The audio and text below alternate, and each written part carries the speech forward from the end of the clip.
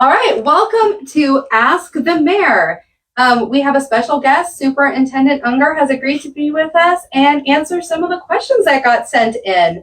So without further ado, I'm actually going to hand it over and they are going to interview each other. Okay, so thank you, Marie. Thank you, Mr. Unger, for coming in and sitting with us. Sometime we should do this without questions and we can just talk about city and school. Right.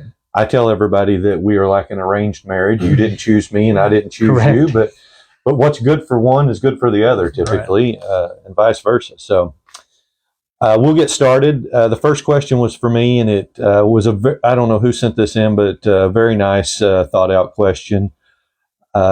Thanking me for my years of service and what would I say some critical skills and characteristics we should look for in the next mayor. That's tough, but I think someone that has some leadership experience, some financial literacy, and someone that's future thinking, that's not focused on the past or present, but looking toward the future of West Fork. Is I think those are great characteristics we should look for in the next mayor. About how many hours a week do I spend on mayor duties? That's hard to say. Some weeks are really draining. There's a lot of hours, and of course, this is a part-time mayor's position, so a lot of that time is spent after hours. A lot of that time is spent at home. But I would say, on average, somewhere between 15 and 18 hours a week would be a typical week for me. And then, what are some big issues on the horizon the next mayor will need to tackle? I think population growth is the big scary one. We know that Northwest Arkansas is expected to grow rapidly over the next 20 years. And so West Fork has to be focused on that. And we've done a lot of the groundwork, making sure that zoning and different things are in place for that. But we are, as everyone knows, we're doing an annexation of the Interstate 49 corridor. And so that's a huge thing that's on the horizon. We have to protect the 71 corridor, make sure that we don't turn into a tawny town where we get gridlocked with traffic as that population comes. The 170 bridge, everyone knows that we're working to get that replaced, and that's a huge thing. Other than that, I think some things that maybe haven't been publicized as much or maybe aren't as known as much, but we really need a new fire station and police department. That's something that we've been strategizing for a couple years now. Our fire station is really in a poor position to grow with the city, so it's kind of locked over there by the four-way stop. We've outgrown the police station years ago, so those are some things that I think are on the horizon, and we can dive deeper into some of that in another Ask the Mayor. But thank you for the question, and we'll jump into the questions that everyone submitted for Mr. Unger. So we'll start with, what do you know about the outdoor spaces the PTO is hoping to build for the school district? Sure. First, I'd like to say thanks to the library. Thanks for this opportunity. This is great to be in front of West Fork community and them to have the opportunity to ask me questions. They're always welcome at the board meeting, but I know that's a little bit intimidating sometimes. So and so we get a great opportunity. We typically get about 1,000 views on Ask the Mayor, so it's a good way to reach. Sure. Yeah. So our PTO is handled by Miss Brandy Berta. So I know they do a lot of work, just trying to update different things within our school that maybe the school can't take care of. So they're currently working on an outdoor space for the high school. In previous years, Mr. Crowder had an outdoor space where they could go eat lunch and do things like that. Over the years, just the weather has taken out the wood and things like that. So Miss Berta and the PTO want to build a covered space where kids can go out and just enjoy that outdoor space. Nice. At lunch. So that's what that is. Yeah, that was asked to me last month, and I had no idea. So I'm glad you could clear that up. Yep. So someone submitted, let's see, we are concerned about our school losing students and heard it is possible that we will not have a school in 3 years. Is that correct? Yeah, so that's not correct. So, there's about 250 school districts in Arkansas, and we're right in the middle of that as far as population. So, granted, we've lost 600 kids in the last 15 years, but we're not anywhere close to being consolidated or being shut down or anything like that. I can go ahead and answer this next one. Sure, go ahead. The question was, why do we continue to lose enrollment? There's multiple pieces for that, just like you as the mayor probably have those same issues. Number one is you got to have houses. So if there's no houses, you don't have kids. And if there's no kids, you don't have enrollment. And we have an older generation that populates West Fork who doesn't have kindergarten through 12th grade kids anymore. And when those kids graduate, they don't move back to West Fork. There's nowhere for them to There's go. nowhere to go. So that's one reason. And then you also have reasons such as our facilities are outdated at our school district. So we're working on ways to make sure that we have updated facilities and have a plan for that with our school board. Because you can drive through Northwest Arkansas and go to other school districts. And if you're moving here from Texas and you drive through here versus drive through some of those other ones, you might not choose ours just off the way it looks. And then you have athletics and academics. So we've been working hard I've been here for 7 years, getting the academics where it needs to be. So we've had some D and F schools and we've changed those to A's and B's and C's. So that's why you lose enrollment. And then you obviously have the LEARNS Act and you have school choice. So anytime you can do universal school choice, you can go anywhere you want to.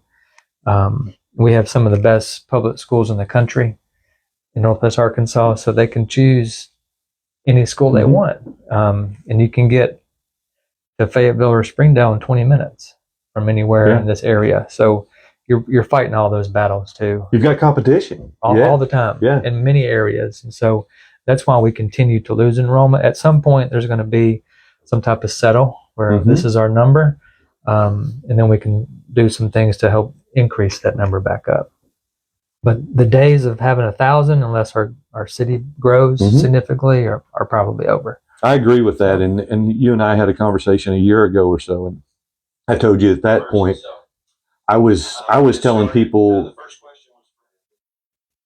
concerning our zoning ordinance that we were graduating 70 to 100 kids a year, but we were building 4 houses a year in West Fork, and that just wasn't sustainable. And it's led to a situation where we are now that the city's in a catch-up mode, trying to get housing that can then populate that school. And like you said, the parents have stayed, but the kids, once they've graduated, they've had to go somewhere else, and it's turned us into an aging community that doesn't have school-age children. You got to have affordable housing for a 25 to 35-year-old as well, with a newborn and that's tough. Yeah, it's tough. That's right. Northwest Arkansas for sure.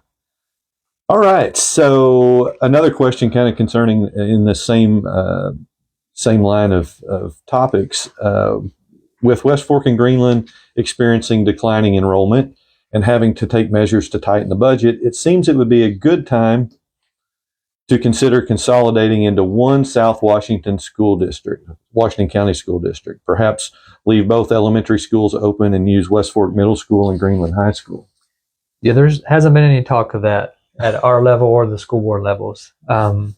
Obviously, both towns have huge traditions and go back many generations. So I think we're far off from this.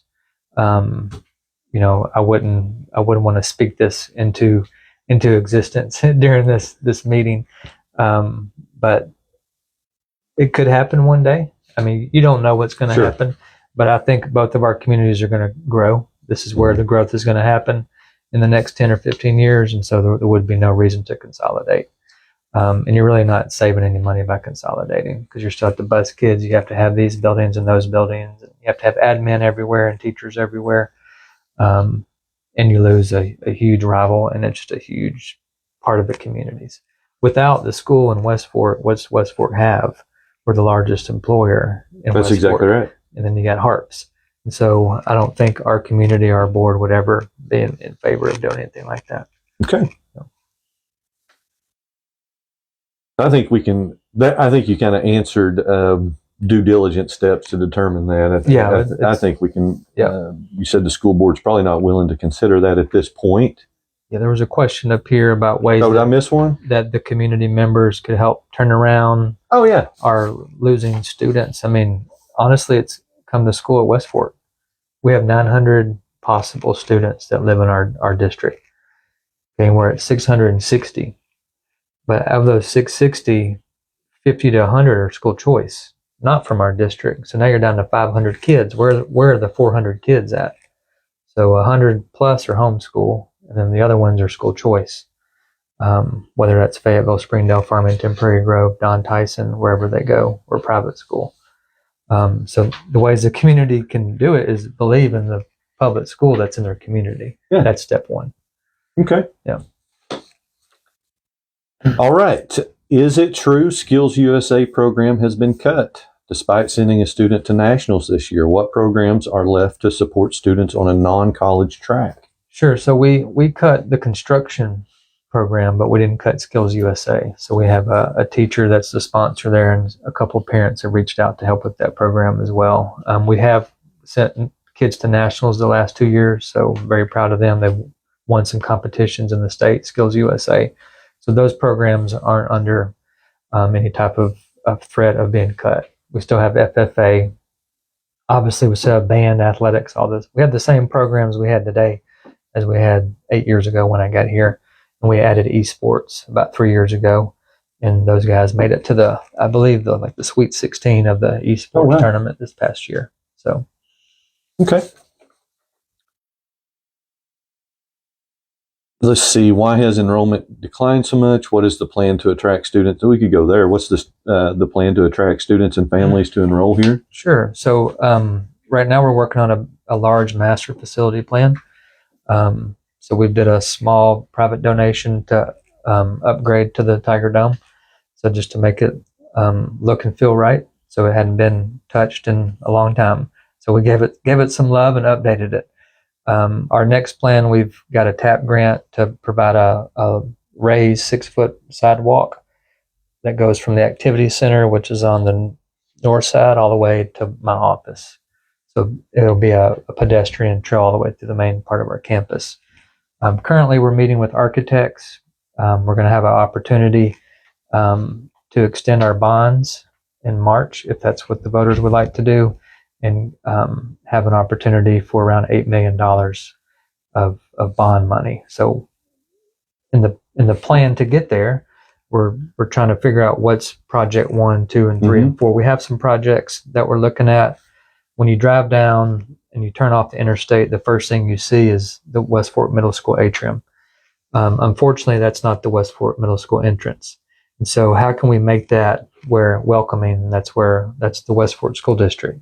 If you come here, you're going to start in kindergarten, you're going to be in that building. Every kid that goes to that school district is going to be in that building. So we really want to make that building something that our school and community is proud of. That's option 1 for project 1. We're looking at ways to upgrade the high school. So when you drive on campus, you see the high school. It's a nice facility. It's a little bit deteriorating on the inside just from its age. It was built in 1971. So it's got some problems. So we've been patching those up for years. And so we'll be working with the architect to figure out what projects are 1, 2, 3, and 4, how much they cost. And by March, we'll have a plan in place by November that we'll present to the public. Nice. Yeah. And just so you know, the city we have talked to the state about trying to get 170 widened there in front of that as you come off the interstate with no luck, but we are looking to take over maintenance of that 1 mile strip. And so we have talked about trying to get a turning lane in there, as well as getting 3 lanes down McKnight in front of the old middle school, just to facilitate traffic to the school. Obviously, it's not something we're doing today, but we know that the school is going to grow, and so that's already being discussed within the city. Okay, what is the biggest challenge you face in the West Fork School District? Man, really, it's the loss numbers of kids. So, fortunately or unfortunately, every student's worth $8,000 for state funding. So anytime you lose 50 kids, multiply that by 8,000. If you do that over a 20-year period, you're looking at millions of dollars lost. At the same time, there's an expectation to keep the same programs, and we can't do that. That's not the way it operates. And so our biggest challenge since I've been superintendent is trying to figure out where that balance is. What programs can we keep? How much can we squeeze out of our people? Making sure that we're efficient in what we do. So those are the things that we've done the last 2 years. I think we're there as we start this new fiscal year. So that's the biggest challenge, is making sure that we could get that right.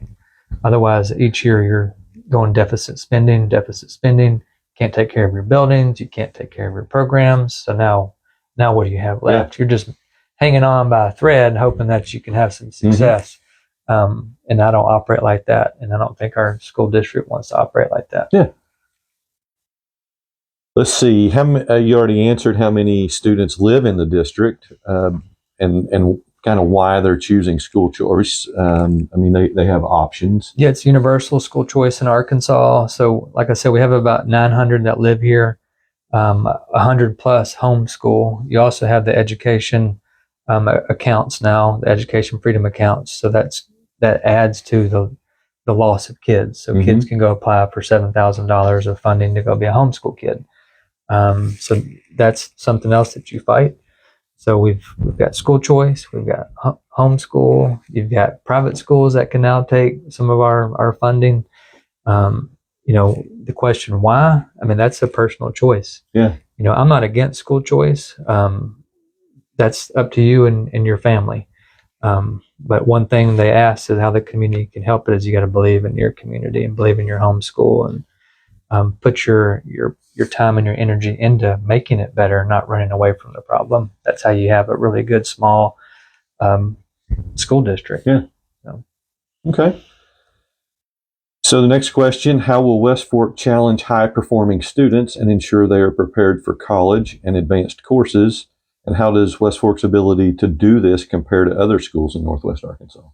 Sure. I mean, we challenge kids every day. So that's not a problem at our school. We have kids that go to NWAC and graduate with associate degrees. We have advanced placement classes for all of our students. We have CTE programs for our kids to get certificates before they graduate to go work in the field. We have kids that go to the military. So all the different things are there for us. Can we ever compete at the same level as Fayetteville or Rogers? You can't do that.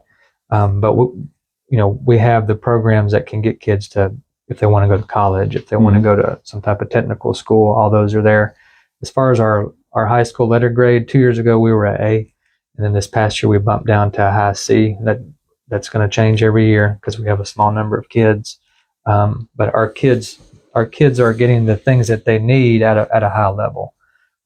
So there's no issue with having a high performing student at West Fork High School.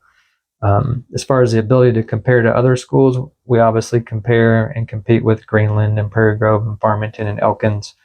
And like I said, when we look at the data, Northwest Arkansas is so competitive. If you took us and put us in Central Arkansas, we're the top school. But if you move us up here, we're in the middle. And so it's hard to compete when I call it the SCC of academics is right here. It's hard to stay there. Yeah. And so I feel like our staff and our school district does a great job of making sure our kids are ready with all of our programs and systems in place. Nice. I mean, our kids can get whatever.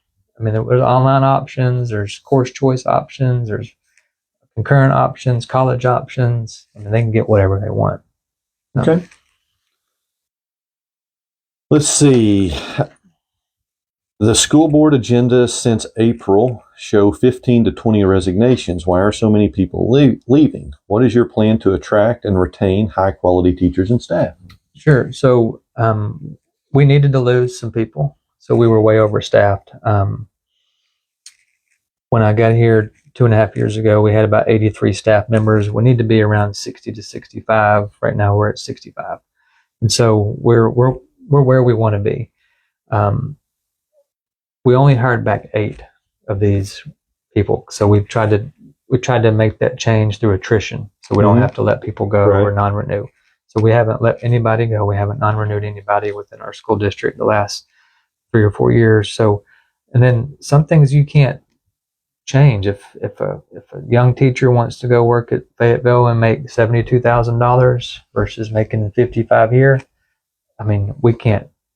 You can never get it to that. Not in the next 10 years.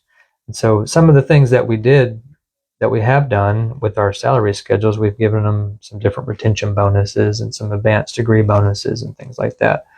That's the money piece, but you also have to build a positive culture. So that's the thing that retains people Do they like to come to work? Do they believe in what you're doing?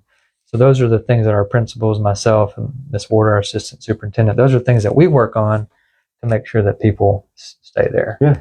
That's probably your biggest retention piece. If that answers that question. So Okay.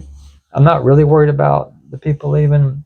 I just looked at the data before I came here. So every year we have people leaving. The year after COVID, 21, 22, we had 24 staff members leave. Okay. But nobody said anything because they just thought things were going fine. Right. The next year we had like 6, then we had 8, then we had 9, then we had 12. So it just depends on the year, really. Yeah. So how will West Fork challenge high-performing students and ensure they are prepared for college and advanced courses? How does West Fork's ability to compare to other schools? So that's kind of similar to that one, yeah. What happens to the future of the school if enrollment continues to decline? Is there an enrollment threshold that will force closure or consolidation? Sure. So it's 350 for 3 consecutive years. That's the threshold. So well above that. We'll never get there. Yeah. Not living here. So just the plans that I know that are in place for the intersections in Greenland and coming down. I can just imagine in 10 years this could be a whole different area. Mm-hmm. I mean, I just drove to Bentonville yesterday, and huge fire on the right, and they bulldozed all those trees there. So they're building something there. Yeah. And so once that happens, it's going to just continue to pop down. There's not going to be any type of problem with foreclosure. I mean, with closure or consolidation. Okay. It's not going to happen. So, yeah. All right. Well, I think that wraps it up. What kind of time are we at, Marie? We're doing pretty good. We did that in 25 minutes. Okay. So Can I ask you some questions? Absolutely. Shoot. Sure. So let's just talk about the city's plans. And I know we talk about it in our board meetings all the time. We talked about a year ago about it. So I know we've got 3 new neighborhoods in. Platted anyway. Can Yeah. you talk about that and what that bring to the city? And so, from my perspective, it's huge. From my calculations, and these are rough, but it gives me something to go on. So, I calculate that there will be 3 people per house. And so with that, we had 27 houses over on Smith Street. Mhm. So let's say 75 new population. I have reached out to ask the developer how many of those houses were sold to younger couples. yeah. I don't have an answer yet, Okay. but trying to get some data on that.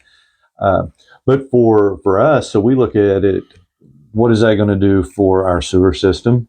So each one of those is a water and sewer connection. And we know that each resident is going to produce, trying to think, it's been a while since I did this study and this math, but it's, I want to say it's around $1,000 per individual in a house in sales tax revenue per year. Okay. So looking at our budget, that's a huge increase. The subdivision over by Arvest is 77 homes. Mm-hmm. The one across the street on the bluff is another 28 homes. So from the city's perspective, that's a huge budget increase coming in. Mm-hmm. And we also know that there's a little bit of a chicken and egg thing, but we can look at other cities that have grown around us, and we can see when that commercial side of the city really started to grow. And we know that at around 3,000 to 3,500, you start to see a little bit more mom and pop type businesses coming in. Once you hit that 5,000 mark, now you're starting to look at potential franchises coming in. Mm-hmm. So that's a big thing for us. We do have a petition going around trying to get a liquor license on the ballot for this November election. And we recognize that not having a liquor license in Northwest Arkansas, it limits some of the restaurants that would even look at West Fork. So some of those things we know they're challenges that we have to deal with. But yeah, the growth with the current platted subdivisions is looking huge, and we're looking at it from a multitude of perspectives. What's it going to do to traffic count? What's it going to do? Right. Could it potentially increase our crime? What's it going to do to the budget? How many of those new dollars coming in are going to have to be spent directly on those new subdivisions coming in. So it's exciting for us, and we've got other developments that are not, maybe the land hasn't been purchased, the plats haven't been submitted, but this is still a hot spot. Yeah, I would think so. Yeah, I think we're fortunate in that we have Highway 71 and the interstate. So we don't have the congestion that you have trying to get to Farmington, Prairie Grove, or Elkins. Right here. That's right. So we're fortunate we have room to grow, and we're seeing interest. Yeah. So what about the annexation? What's that going to bring to this South Washington County? well, so I think you touched on it.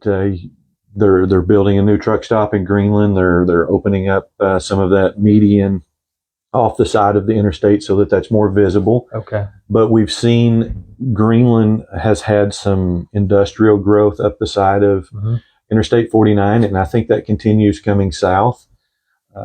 I submitted a plan to, we had a group of mayors and Arkansas Department of Transportation representatives met. I submitted a plan that they're looking for a western bypass that gets to the 612 intersection up on 112, or I'm sorry, on 412. Yeah. And so I submitted a plan. Originally, the state had that drawn coming out of Greenland at the Greenland off ramp there at 49. So I submitted a plan that had it going through the old quarry. So at that overpass, and it's a better route. Geographically, it's a better route. So what we decided on in that meeting was it would either be the quarry overpass or the Campbell overpass. Okay. So think about what, and that's nothing that's going to happen tomorrow, Right. obviously, but it is something that the state is drawing into their future road plans. And what is that going to mean to the city if we have a major intersection that is feeding a bypass that gets you out of the Fayetteville, Springdale, Taneytown traffic for all of that westbound traffic, and even some northbound traffic going to the airport. So that has a future potential that is just, I don't even know how to quantify that at this point. But West Fork, the south part of the county, is going to be a huge hub for the greater part of the north part of Northwest Arkansas. Yeah. That's what I mean. I think it's just a matter of time. So, and our job is to make sure our school districts something that people want to or be proud of, and that people want to continue to come to. Absolutely, So, yeah. And so I think that's where we both we struggle. We know that there's big changes coming in this area, and it's how do we plan for it with our current resources? Yeah. And that's a struggle for us. It is. And we don't have the hundreds of millions of dollars in that's right. tax revenue coming in. We don't have the Waltons that are looking to do special projects in our part of the region. So it's tough to plan and strategize for that, even though we know that it's on the horizon. Yeah. Yep. That's what I needed to know. What I wanted to ask. Well, thank you guys so much for being here today. And we're going to say goodbye, but we will post the date of the next Ask the Mayor very soon. Thank you.